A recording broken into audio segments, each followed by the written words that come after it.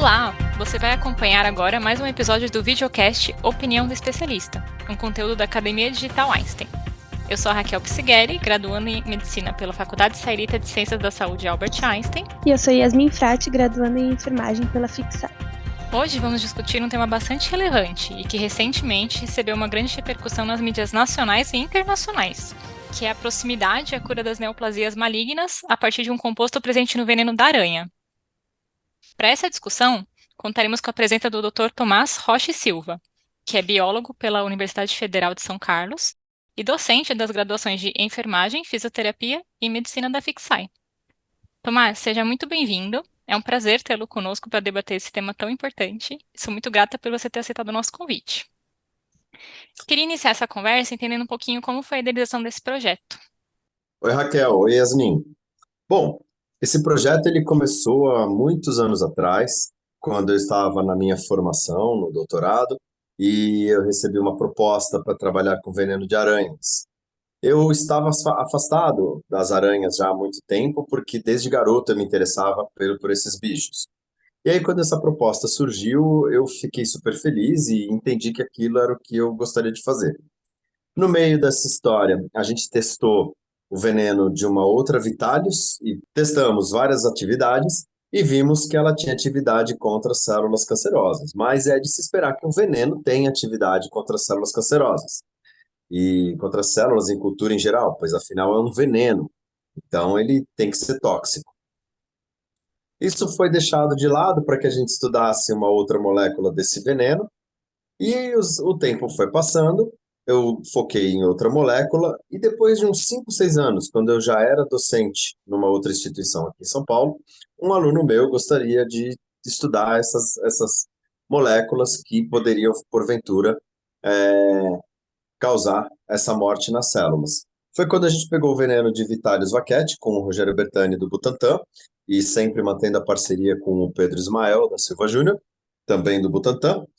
E aí nós testamos esse veneno e vimos que esse veneno tinha, em maior quantidade, um composto que tinha nas outras aranhas também, mas nessa aranha em maior quantidade. E era justamente o composto que nos interessava e que estava provocando a morte das células. Até aí, também nada de muito extraordinário, porque se o veneno é tóxico, ele tem que ser tóxico por alguma molécula, por alguma substância.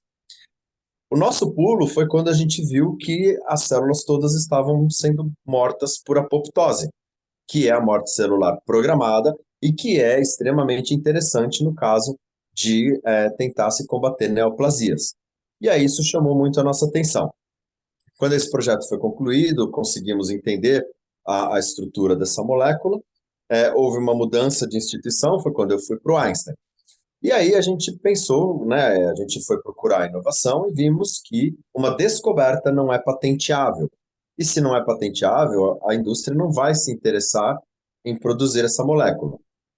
O importante é a gente lembrar que a indústria é quem tem recursos para cumprir todas as exigências da Anvisa, que são corretas, para a síntese e a criação de um novo medicamento seguro para seres humanos. No Einstein, eu, em parceria com o Pedro Ismael, fomos conversando a respeito dessa molécula e o Pedro falou, vou tentar sintetizar. Falei, tá bem. E aí o tempo foi se passando, até o dia que ele me chamou e falou, olha, eu sintetizei, mas não consegui separar, porque no processo de síntese, muitas outras coisas, né, parecidas são sintetizadas juntas, e você precisa separar só aquela do seu interesse. E aí que entrou a tecnologia que a gente tinha desenvolvido já no início da década passada, que foi uma tecnologia premiada e tudo mais de separação de pequenas moléculas. E aí, no Einstein, a gente conseguiu fazer a separação, confirmamos a estrutura e confirmamos a atividade. Ao confirmar a atividade, a gente não tinha mais dúvidas de que era um processo que precisava de proteção antes de prosseguir para a publicação. Então, no momento, a gente está terminando os últimos experimentos para fazer a publicação, já que a patente está aí em busca de parceiros. E, Tomás, quais são os diferenciais dessa molécula em comparação com outros medicamentos quimioterápicos? Os diferenciais são dois. Um deles é o comprovado de provocar morte por apoptose dessas células. Então, a gente ter uma substância que provoca a morte por apoptose é um grande diferencial. O outro diferencial é um diferencial esperado, que ainda precisa ser comprovado, que essa molécula, em pH fisiológico, ela fica ionizada e, quando administrada no sangue, a tendência é que ela permaneça no sangue e seja excretada pelos rins. Com isso, o local de ação dela, que a gente espera que seja mais efetivo, seja de fato no próprio sangue. E por isso que a gente está focando a aplicação dela nas células de leucemia. E Tomás, em como que é esse mecanismo exatamente? Como que vocês chegaram à conclusão de que talvez na leucemia tivesse maior eficácia e efetividade da molécula?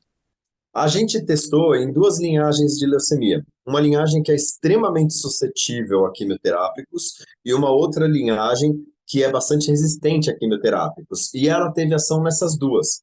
Então, isso, apesar da gente ainda não ter elucidado completamente o mecanismo de ação, o que vai dar um grande trabalho, e que nós justamente estamos em busca de parcerias para conseguir recursos para essa pesquisa que será bastante complexa, né? Mas isso já indica que as vias de ação dessa molécula são diferentes do que se tem até hoje para tratamento de câncer, tá? Então, ela, além de provocar apoptose, ela provoca apoptose em células que são resistentes a quimioterápicos, células humanas, né? Resistentes a quimioterápicos. E tem alguma perspectiva dessa poliamina que é encontrada nessa aranha, na Vitalis baquete? Ela também atua sobre outros tipos de células tumorais? Isso já se mostrou de alguma maneira? Ainda não, a gente está fazendo os testes agora em tumores sólidos, mas a gente precisa focar, né? Então, a gente precisa ir atrás de um objetivo, e um objetivo que tenha plausibilidade farmacológica, que a gente fala, né? Algo que seja realmente viável em termos de farmacologia. Então, a gente está, ao fazer uma análise prévia das características físico-químicas dessa molécula, a gente está buscando um alvo no local onde ela vai permanecer, onde se espera que ela vai permanecer no nosso organismo. Então, a gente está buscando um alvo no local onde se espera que ela permaneça no organismo, que são as leucemias. Então, o nosso foco, por enquanto, vai ser em leucemias e, conforme outras oportunidades venham surgindo, se de repente esse medicamento se demonstrar seguro para seres humanos, que é o mais importante, antes de se demonstrar eficaz, né?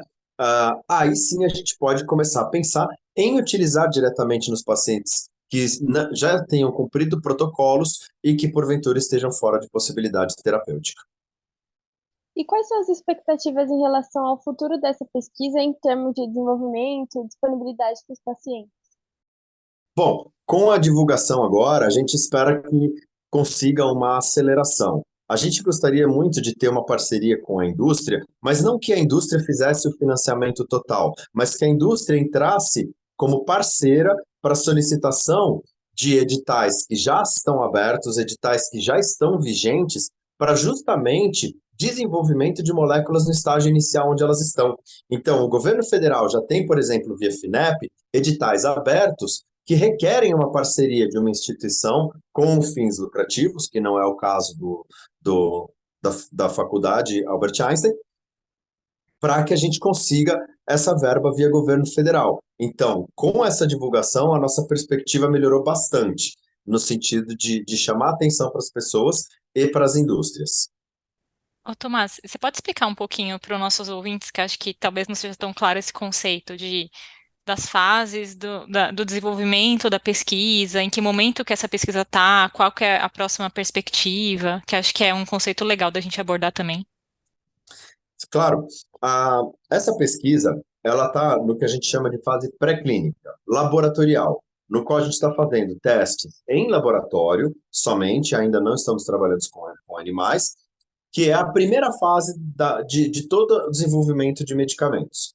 O que a gente está buscando é um financiamento para a gente entrar nas fases pré-clínicas em vivo, em animais, que a gente determine eficácia e segurança em animais, num processo que vai durar aí pelo menos 1, 2 anos, e aí a gente esteja pronto para testar essas moléculas, e após os testes em animais, a gente, primeiramente, vai testar em seres humanos saudáveis. Por quê? Porque a gente precisa testar a segurança, que vem em primeiro lugar, e depois a gente faz as fases 2 e 3, testando em pessoas que têm a condição, no caso que a gente quer testar leucemias, para verificar se ela é eficaz. Passando por essas fases que vão levar aproximadamente 10 anos, checada a segurança e, em seguida, checada a eficácia, a ideia é que ela possa chegar ao paciente. Tomás, você gostaria de fazer suas considerações finais?